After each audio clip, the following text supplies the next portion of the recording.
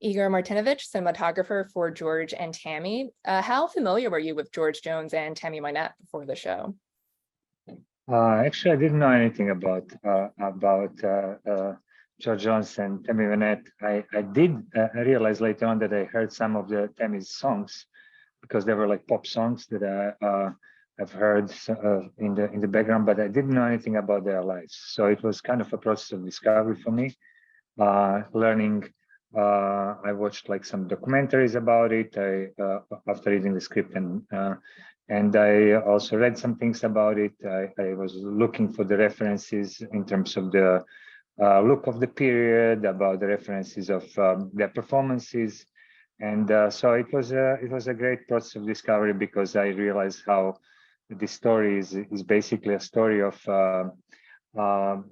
It's kind of like there's a dualism between it, is because it's like universal drama, like between two people that having hard time finding their ways together, living together, and having hard time, in fact, living with themselves and their own demons, and more like romantic version of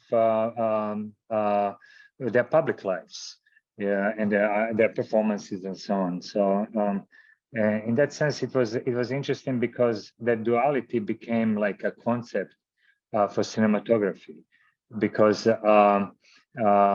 I realized early that if you contrast these two worlds, you can actually develop contrast in many ways visually. You can develop contrast as a contrast between natural and artificial light, contrast between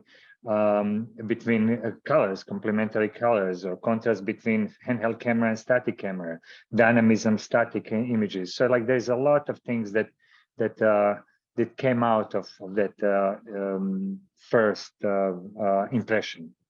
Mm-hmm. I like the aesthetic that you use, because a lot of the shots, there's something in the corner of the frame, so it kind of feels like you're spying on them, and like these intimate moments like you're talking about, and they also feel kind of like trapped in a way, and then you feel like this, in real life, they had a tumultuous relationship and they just kind of didn't really know how to move forward and like get better, I guess, for lack of a better term. So how did you and like John Hillcoat, the director, go about developing that kind of visual language for it? Yeah, I mean, the idea of like kind of spying or being participating in their life was enhanced by using the foreground elements.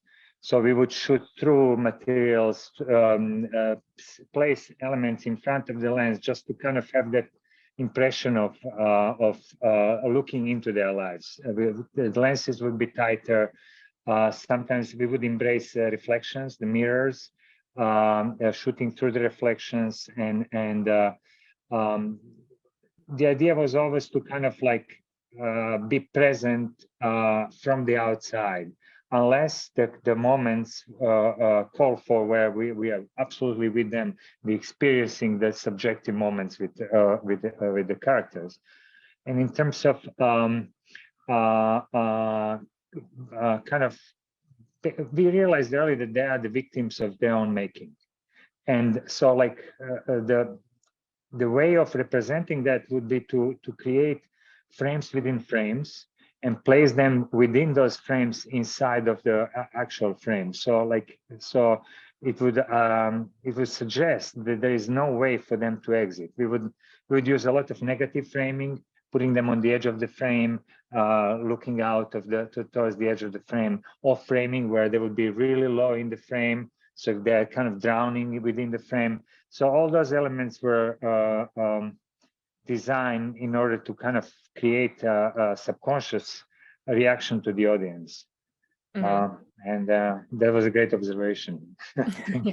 Well, you're nominated for the second episode, Stand By Your Man, and there's a very interesting scene in this episode when George buys a house without consulting Tammy, and he brings her to the house, and then the scene starts like we actually like see them through the leaves, like you have the camera like spying on them like through the leaves, and then you come to the house and it's like a lot of it are like wide and medium shots, I guess, but you see the house and it's like overgrown weeds. So even though for a majority of the scene there's not a lot of obscuration, like there's still kind of like an unease there with the weeds on the house, and it feels like they are kind of like isolated, and they're, you know, kind of, this is like their future a little bit, but it's kind of bittersweet. So how did you go about, you know, blocking and framing that particular scene?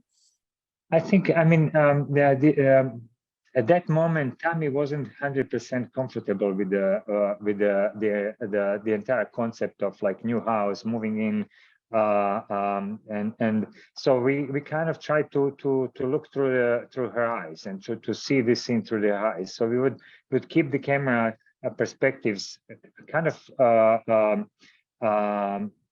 grounded into her perspective.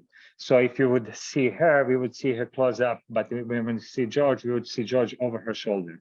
So it was always kind of being present through her perspective. And we slowly discovered the house. We didn't open on the house wide, but we, as she was going through the kind of like a wooded area to discover the house. That's how we discovered the house as well. That's how the audience discovers the house, because the subjectivity was like really crucial in the approach for this episode and for the entire series, because we really wanted to ground this into some into the perspective of the characters, and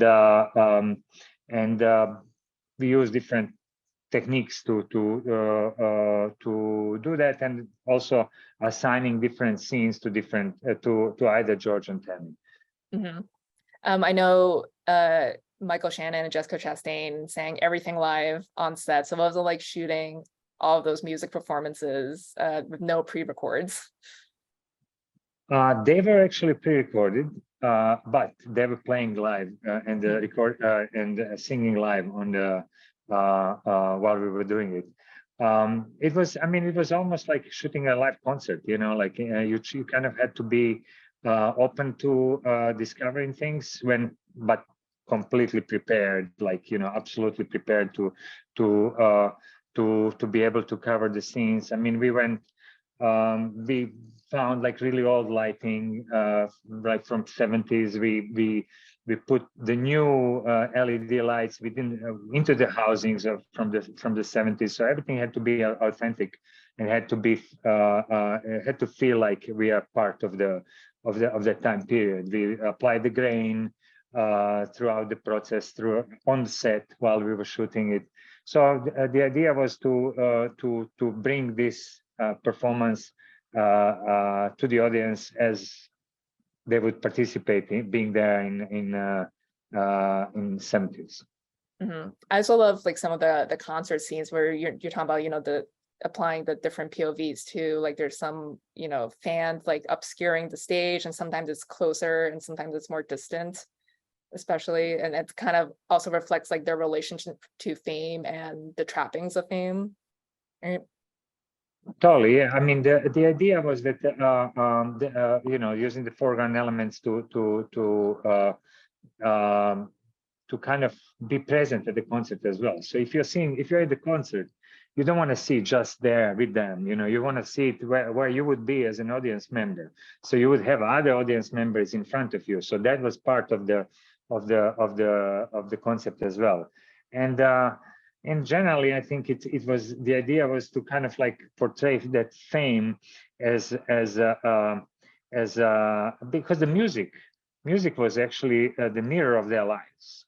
So what we wanted to do is we wanted to like incorporate those kind of mirrors within the performances and within the film as an element that, as we progress through the story, the reflections and became distorted, they become broken, and the story as it progressed like changed into like much more raw and non-stylized, or stylized in a different way, stylized with like handheld motion and lots of grain and murky images and so on.